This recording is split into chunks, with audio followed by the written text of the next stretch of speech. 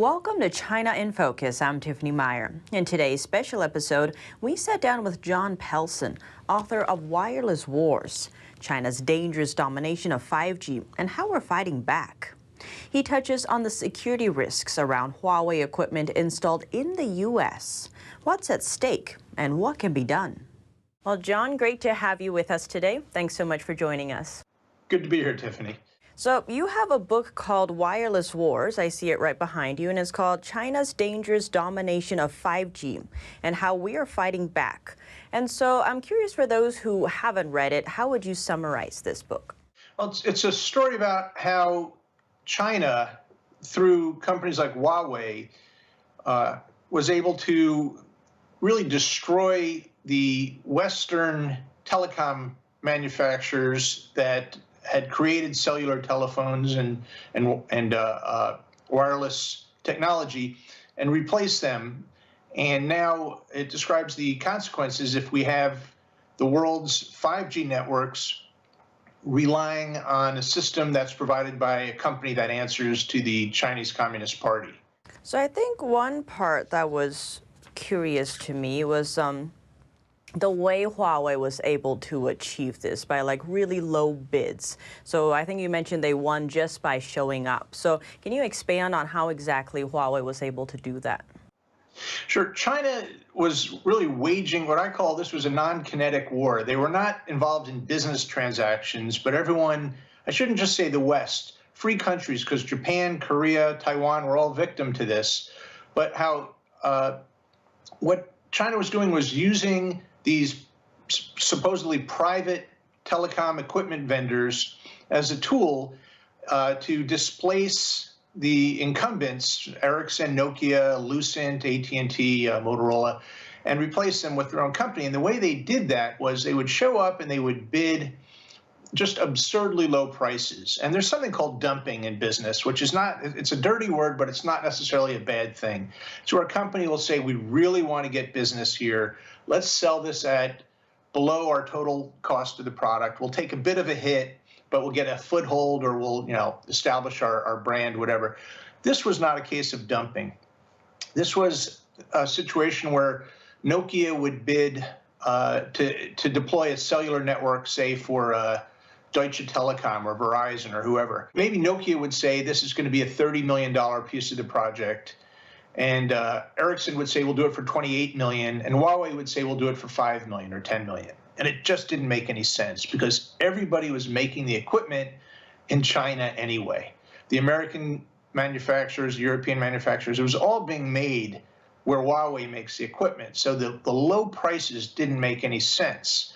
But the government, the Chinese government, was subsidizing Huawei so extensively. The Wall Street Journal estimated it was a $75 billion subsidy over about 10 or 15 years, that they could undercut everybody and either win the business, which they did across Africa and Latin America, or if they didn't win the business, like in the US, where there was a lot of pressure not to sign on with Huawei, they would come in so low that Sprint or whoever would say, okay, Huawei, you didn't win the business, but they'd turn around to Ericsson and say, your $4 billion bid is way high. Huawei bid $2.5 billion.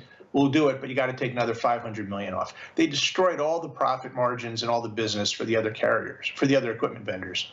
And so you mentioned Africa and these other countries, but here in America, it seems Huawei kind of took a different approach. They didn't get the big market ones, but they ended up in these rural areas, which at first glance was like, why? But what were the dangers of where Huawei was in the U.S.? Yeah, when I started writing the book, I was looking at this from a business point of view, and I figured, all right, they're putting it in North Dakota and Montana. They're putting in cell tower equipment. So when you drive down the highway, you see that cellular tower. There's an antenna, there's a radio, there's all sorts of gear that connects your cell phone to the network. And I figured they're doing it because if Sprint and Verizon won't sign on with Huawei, they'll just get the local family-owned companies that provide service in kind of out-of-the-way places. And I also thought that if they're established there, then there's a couple senators in Montana, just like there are in California, and they'll go to bat in Washington if there's ever an effort to ban Huawei. When I learned those, when I was talking to counterintelligence officers at the FBI, is that these cell towers that Huawei was equipping were invariably located next to nuclear missile bases or Special Operations Command or the nuclear subbase. It was more than a coincidence. If you look at a map, and I include a map in the book of some of the deployments, they have cell towers looking down on our nuclear bases and our special operations bases, handling all the phone calls and the data transmission to and from those places. That was more than a coincidence. By having the telecom networks right there, I guess that raises a question, right? Was Huawei able to listen in on these nuclear plants? Well, there's two different ways in which we could be vulnerable. And even if you assume that the calls that are being made over these systems are encrypted and digital, there's something called metadata. And it sounds technical. It's not really that technical. Basically, if you're running the equipment in the network, that means even if you can't listen in on the conversation, you know who's calling and who they're calling to and how long they're talking and how often they're talking. This kind of information, in spycraft, this is really useful information to know, even if you don't know the full content of the conversation. And you also have the ability, if there's really a time of conflict, to say, well, that equipment stopped working, didn't it? You can't make phone calls to these critical military bases until Huawei sends a team out, and it may be a while before they can do that. So there was a danger of them throttling it.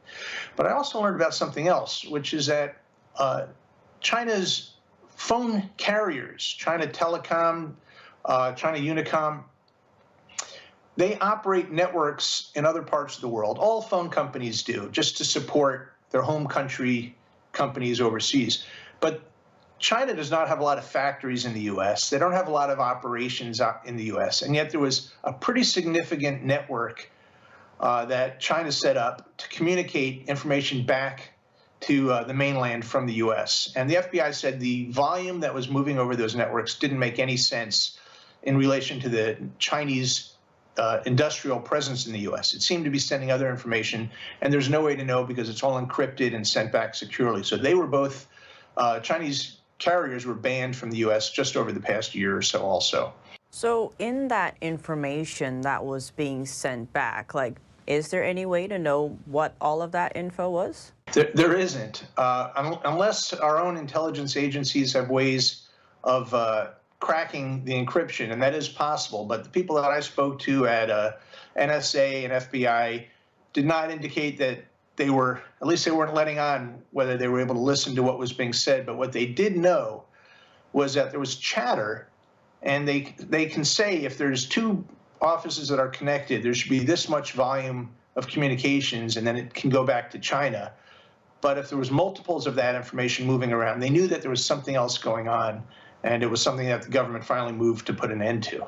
So you also mentioned in your book how telecom controls all the other critical infrastructure too, so like power grids, hospitals, but also even the military.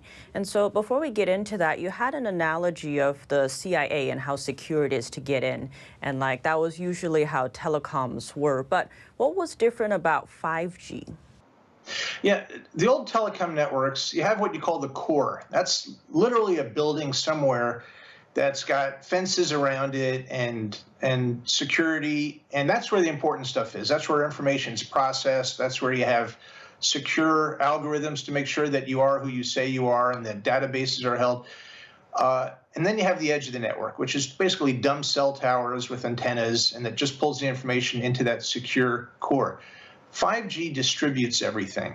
And the analogy I gave was a visit to the CIA. And this was an actual story of a couple of people took a visit, and you needed weeks of advance notice to check your social security numbers, your background. You go through multiple armed checkpoints, and you finally get to that iconic building in Langley, Virginia.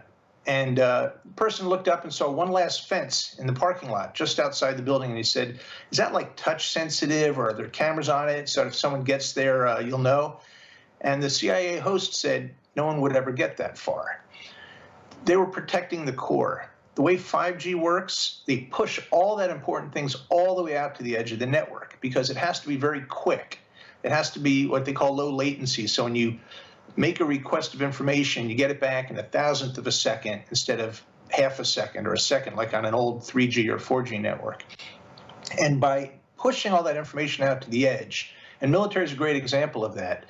You become very vulnerable because now the radio network, not just the core, but the very edge of the radio network where the cell towers are, has really vital information. It has software, it has data, and warfighters are increasingly relying now on 5G networks for their communications, their fire control, their voice communications, the data that's used to make them more effective.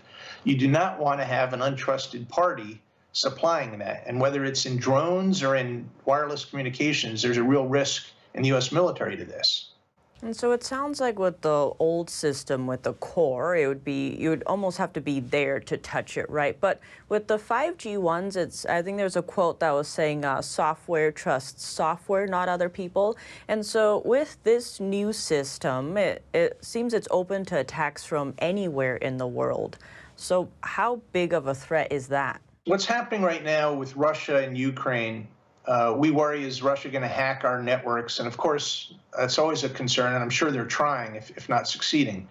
If we had a similar conflict with China, you can secure the borders. You can bar flights. Aeroflot can't land in the U.S., so you can bar Chinese originating flights from landing in the U.S.